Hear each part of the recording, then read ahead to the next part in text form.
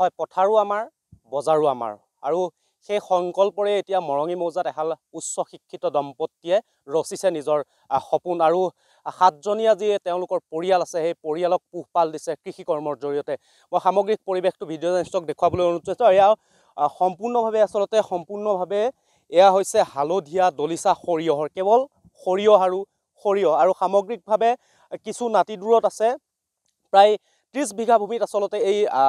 যি উচ্চ শিক্ষিত দম্পতি এই দম্পতি আচলতে তেওঁলোকে আচলতে কৃষি কৰ্মত জড়িত হৈ আচলতে তেওঁলোকে 30 বিঘা ভূমিত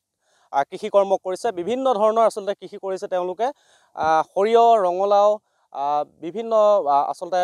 শাক পাচলি আচলতে ৰবি শস্যৰ খেতি কৰি আচলতে তেওঁলোক স্বাৱলম্বী হোৱাৰ প্ৰয়াস কৰিছে মই সামগ্ৰিক পৰিৱেশটো ভিডিঅ' জাৰ্নেলিষ্টে দেখুৱাই আছে আৰু এয়া হৈছে প্ৰকৃতাৰ্থত আচলতে অসমীয়াগিৰি বুলি ক'লে বেয়া নহ'ব প্ৰকৃতাৰ্থত এয়াই হৈছে অসমীয়াগিৰি আৰু পথাৰো আমাৰ বজাৰো আমাৰ সেই আচলতে লক্ষ্য লৈ সেই আচলতে প্ৰয়াস কৰিছে তেওঁলোকে নিজকে স্বাৱলম্বী কৰাৰ সমান্তৰালভাৱে কিন্তু তেওঁলোকে এই কৃষি কৰ্মৰ জৰিয়তে বছৰ বছৰ ধৰি তেওঁলোকৰ যি সন্তান আছে তেওঁলোকৰ সন্তানসকলকো আচলতে উচ্চ শিক্ষিত কৰাৰ প্ৰয়াস কৰিছে তেওঁলোকে উচ্চ শিক্ষাৰে শিক্ষিত কৰিব চেষ্টা কৰিছে তেওঁলোকক বৰ্তমান সময়ত তেওঁলোকে শিক্ষা গ্ৰহণ কৰি আছে তেওঁলোকৰ যি আচলতে সন্তান আছে তেওঁলোকে আৰু এই প্ৰহ্লাদ চেত্ৰী আৰু সীতা চেত্ৰী নামৰ যি আচলতে উচ্চ শিক্ষিত দম্পতীয়ে আচলতে এতিয়া কৃষি কৰ্মৰ জৰিয়তে আচলতে এক আদৰ্শৰ সূচনা কৰিছে এক আচলতে আদৰ্শৰ সৃষ্টি কৰিছে মৰঙী মৌজাত মই পোনে পোনে আপোনাৰ ওচৰলৈ আহিব বিচাৰিছোঁ বাইদেউ কিমান বছৰৰ পৰা আপোনালোকে কৃষি কৰ্ম কৰি আছে আৰু কি কৃষি কৰিছে কি খেতি কৰিছে কি শস্যৰ খেতি কৰিছে আপোনালোকে এতিয়া মই মোৰ হাজবেণ্ডে মোক বিয়া পতাৰ আগৰ পৰাই খেতিৰ কৰ্মতে নিয়োজিত হৈ আছে বৰ্তমান মই বিয়া হোৱাৰ 25 বছৰমান হ'ল তেখেতে এতিয়াও কৃষি কৰ্মতে লাগি আছে তেখেতৰ মানে কৰ্ম হ'ল কৃষি মই তাতে লাগি থাকোঁ মোৰ গোটেই দিনটো কৃষি কৰ্মতে যায় মই সাপ্তাহিক বজাৰ আমাৰ দৈগুৰুঙত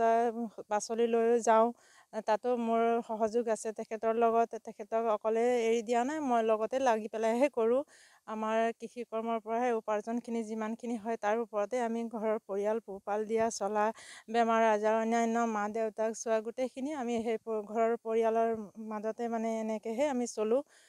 অন্য আমাৰ উপাৰ্জনৰ হেৰি নাই সুবিধা নাই তেনেকৈ ল'ৰা ছোৱালী সন্তান কিমান আছে আৰু কি কৰি আছে তেওঁলোকে এতিয়া আমাৰ ছোৱালী 4জনী আছে ল'ৰা এজন তাত হেৰি ডাঙৰজনী ছোৱালী এতিয়া মাষ্টাৰ ডিগ্ৰী কৰি আছে আৰু হেৰি মাজু হেৰিত আছে মৰঙী কলেজত 5th চেমত আছে স্নাতক আছে এতিয়া তাৰপিছত অন্য হাইস্কুলত পঢ়ি আছে তেনেকৈ আছে আৰু লৈ আছোঁ তাৰ মাজতে আমাৰ দুখ কষ্টৰ মাজত আমি যিখিনি হেৰি খেতিৰ পৰা উপাৰ্জন হয় তাতে আমি ল'ৰা ছোৱালীৰ মানে সমান্তৰালভাৱে ল'ব পৰা সুবিধা পাইছোঁ আৰু খেতি আমাৰ প্ৰধান মুখ আমাৰ খেতিৰ ওপৰতে নিৰ্ভৰ অন্যান্য খেতিও কৰোঁ এতিয়া ৰবি শস্যও কৰিছোঁ ধানো কৰোঁ সৰিয়হ মই তেনেকৈ গোটেইখিনি মিলাই কৰোঁ আলু